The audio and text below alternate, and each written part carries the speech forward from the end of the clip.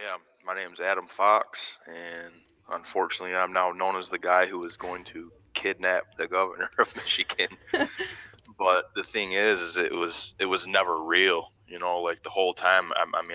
I'm sure a lot of other people like me, like we all had this admiration for Dan Chappell, and Dan Chappell was the driving force of it all.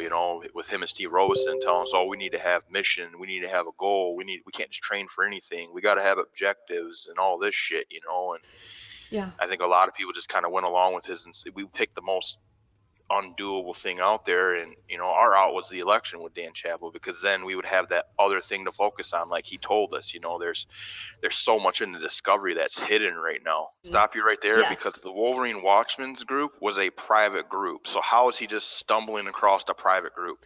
Usually Exactly. private groups you have to be invited to even know about. Like I'm going to search Really? for a group online and I'm going to find nothing but public groups. Private groups are going to be unlisted. That's what I thought. Okay, so and I always believed that this was a fake cover story. I Oh, didn't let's believe. not forget the fact that he said the reason why he contacted law enforcement was because they were trying to obtain addresses of police officers to do reverse red flag Yeah. raids, right? Yeah. Well, where's the proof of that? Because we never seen any of those conversations. From my understanding, is someone had acquired an app that basically it shows you where state hunting land is. Yes, yes. I forget the name of the app, but Hmm. yeah, right, right. But So where's all the proof of that? And how is it that Dan Chappell, within literally, he joined the group, and then all of a sudden is within yet a week he's a freaking FBI informant.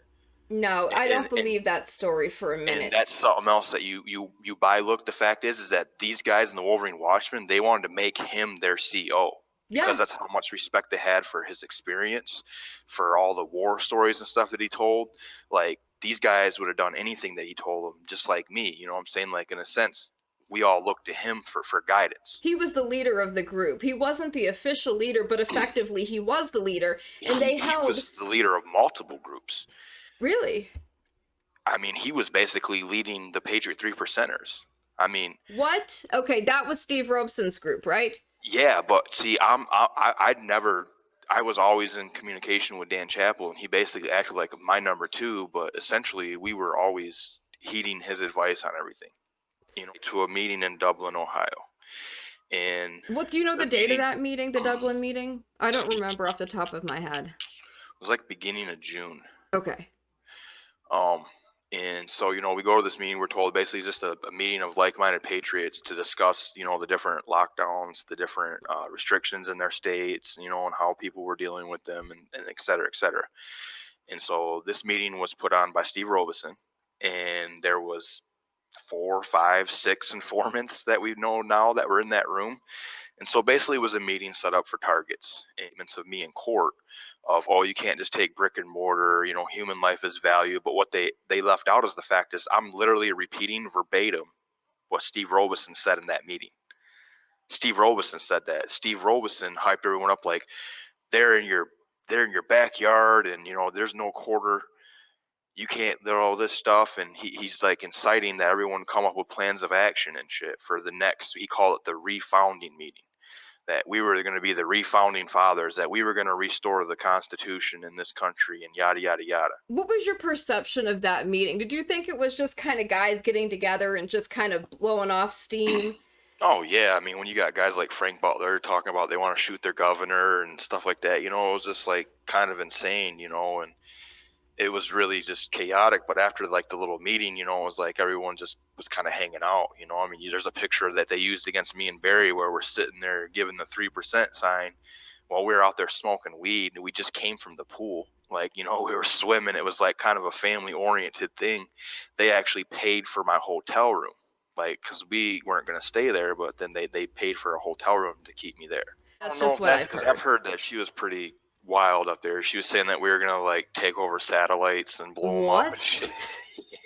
Yeah, yeah. How is Ty, that Ty gonna Garbin, happen? Ty Garbin, Ty Garbin's lied throughout this whole entire thing. You know what I'm saying? Like, I mean, he did. If and a big if here, I'm just gonna say this: if we were really guilty, the government wouldn't have to lie. And that's all they did from the time of the criminal complaint on with this entire case. Like nothing Yeah. in there between their criminal complaint and their indictment, nothing is consistent. They say that No, we the were story planning this all the way changes. back in Dublin, Ohio. Right, right. But where's the evidence for that? Yeah, but you I fast forward to the Vac Shack meeting where they said we came up with this idea and stuff. That's a complete lie. Like the Vac Shack meeting, the first one I had there when Ty Garbin and Paul Beller and Dan Chappell, Jim McIntosh, and Amanda and I myself were there. We left that meeting with the notion and the agreement that we were going to contact the sheriffs in our state who were speaking out against what she did and see what we could do, because our understanding was that there could be a legal, legitimate citizen arrest done, even with a political figure, if they're violating the law and the rights of the state citizens.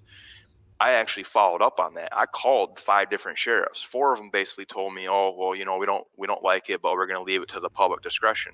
yeah, Another sheriff, Dan Abbott of Van Buren County, wanted to meet with me. really? I immediately told Dan Chappell, "Hey, I got a guy, Sheriff Abbott from Van Buren County, wants to meet with me." And Dan Chappell tells me, "Oh no, don't do that. That's going to be a setup. Can't do things the legal way." But I'm literally repeating what Dan Chappell told me. Like Wow. so many other things they used against me in court, I'm repeating stuff that their informant told me, but I can't play their informant telling me that in court because of the judge's bogus hearsay rule. Yeah, yeah. Okay, so talk about that. Talk about like how Dan developed like a relationship with you, because I remember looking into Discovery and seeing like thousands of phone calls, text messages where he was like daily talking to My you. own real father never took an interest in me like Dan Chappell. And here's a guy that, says that he did 15 months in Baghdad. He was part of the unit that rescued Chris Kyle from the roof in Solder City, and he's wanting to give me training and spend time with me, like, I mean, it's just crazy because there's multiple times where we mentioned trying to do things. Even in like what freaking late September, early October, I'm like telling Dan Chappell, "Hey, let's just go another route," like working up for my lead way out of this, because the election was all of our out because we want to save face with Dan Chappell.